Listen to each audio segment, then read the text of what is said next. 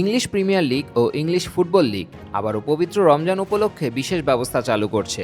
মুসলিম খেলোয়াড়রা যেন রোজা ভাঙতে পারেন, সেই জন্য ম্যাচ চলাকালীন সময়ে সংক্ষিপ্ত বিরতি দেওয়া হবে।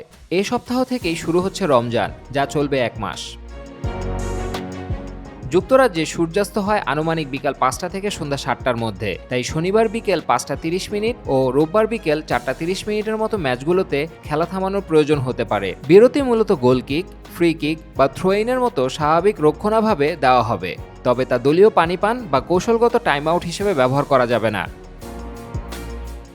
2021 সালে প্রথমবার এই ব্যবস্থা কার্যকর হয় লেস্টার সিটি ও ক্রিস্টাল প্যালেসের ম্যাচে। খেলোয়াড়রা গোলকিকের সময় তরল পানীয় ও এনার্জি জেল দিয়ে ইফতার করেন। প্রিমিয়ার লিগে বর্তমানে মুসলিম খেলোয়াড়দের মধ্যে আছেন মোহাম্মদ সালাহ, উইলিয়াম সালিবা, রায়ান আইত-নুরি, আমাদ দিয়ালো সহ আরও অনেকে।